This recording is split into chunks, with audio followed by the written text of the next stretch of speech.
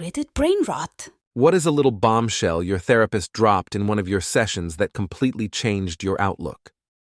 If you don't have these problems with any other person in your life, why do you think you're the problematic person in this one? You can't control your emotions, but you can control what you do with them. At the time, I was a young adult who had learned zero healthy emotional regulation skills, only suppression and shaming growing up, so this blew my mind. I was struggling with my alcoholism, and we were discussing how I had been cutting back. She asked what I would consider success with regard to my drinking. I said I wanted to get to a point where it wasn't interfering with my daily life.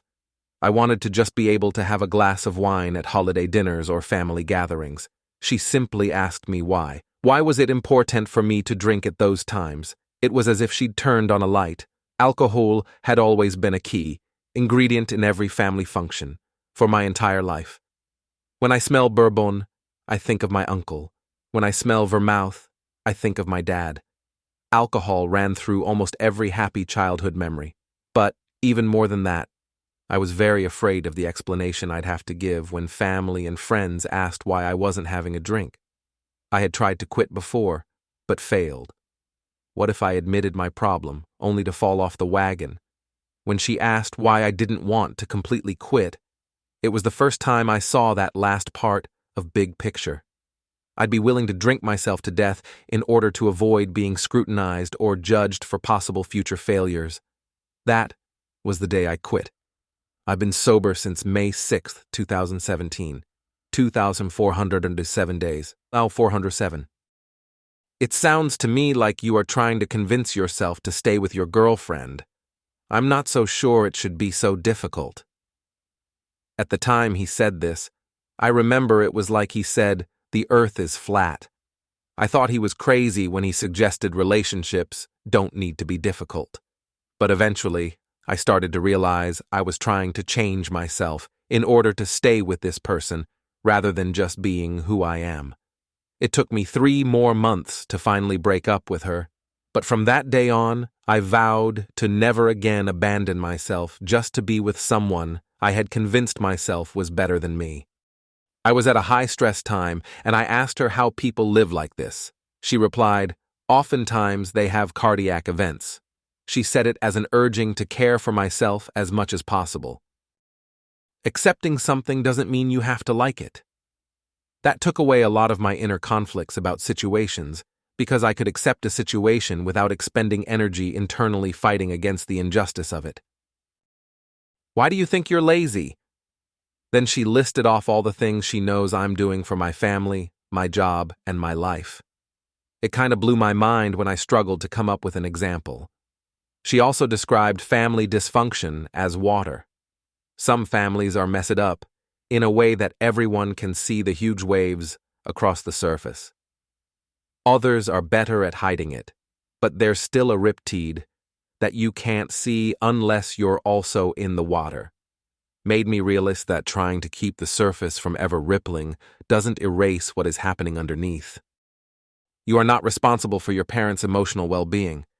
They are independent adults who have been on this earth for many more years than you.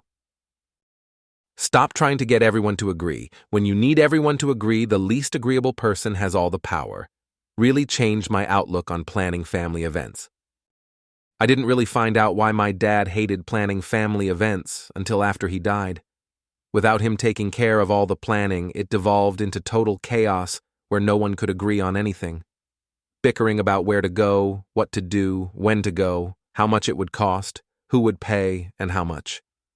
I watched my dad stress about this stuff for most of my life until he decided one year that he'd had enough. He was going to decide where to go, what to do, when to go, didn't give a shit how much it cost. He was going to pay for everything and for everyone. He then told everyone the planes and said, you can come or not come, your choice. Oddly enough, when you took the financials out of the equation, suddenly everyone was able to agree on where to go and were able to adjust their schedules so they could go.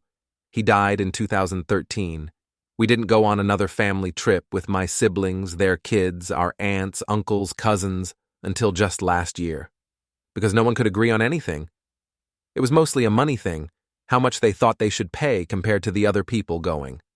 Split evenly? Oh, no. So-and-so has 3 kids, and it's just me and my husband. Why should we pay the same as them? I knew my dad just said fuck it and paid the entire thing, but I really didn't have the means to do that until recently. But I basically did what he did. I planned the whole trip, paid for it, and me and my family, plus my mom and her boyfriend, were going to go on vacation. I sent out invitations to everyone.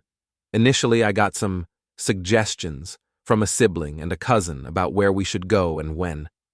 I cut that shit off immediately with, "This is all done and paid for you. You can come or you can not come. You are welcome, but if you can't make it, we understand and will miss you." Magically, everyone was able to adjust their schedules and come for the free vacation. For context, I had a major TBI, seizures, strokes, and all around not a fun brain time when I was 28. You have to grieve the loss of yourself. Most people wanted me to go back to how I was. The fucked up truth is that part of my brain is dead. The person everyone, including myself, knew died. I needed to grieve the loss of myself. You always talk about not wanting to do to your daughters what your mom did to you. You worry about it so much in every interaction you have ever had with them. But your children are 19 and 21 now. They are happy and healthy, and they trust you because you've never abused them in any way. So I just want to validate for you that you really have broken that cycle of violence. You did that, and you should be proud of it. I'm proud of you for it. Validation is so powerful. My sister and I have spent hours validating each other once we realized that we rarely got it from our parents. We were both late 50s when we figured it out. Now I spread validation like fairy dust.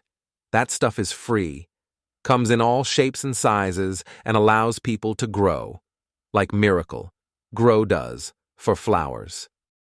I was constantly bringing up how I felt like a completely different person after my mom died, like there was a marked difference between before and after her death. But once, she was asking about my hobbies.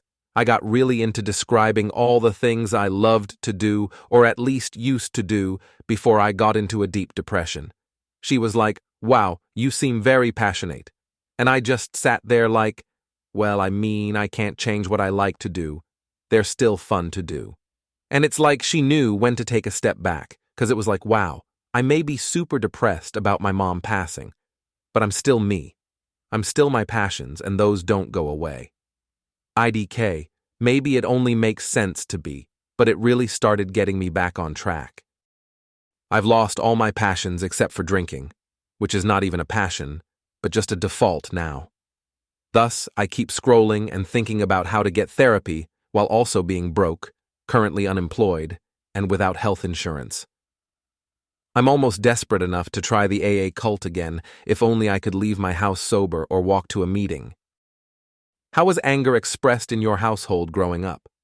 Were you allowed to show anger? At which point I realized I wasn't allowed to show any negative emotions whatsoever, especially not in reaction to negative emotions from my parents. I had the opposite experience, LOL. The only way I could communicate with my dad was through anger.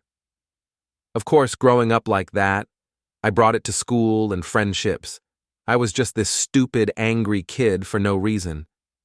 My best friend told me that he liked me, but my anger was really pushing everyone away from me, and it opened my eyes. I kind of vowed to be a different person than my dad, and I tried, and currently trying to be a very kind person. I became scared of who I was on the inside, so scared that it was kind of anxiety-inducing. I went to therapy within the last year, and my therapist said that how we deal with situations is deeply rooted in our first social relationships, which are usually with our parents. Anger has become my default mode that I switch to when reasoning becomes difficult. I think realizing that and accepting who I am and being conscious of the progress I've made has helped me a lot in terms of becoming comfortable in my own skin for once.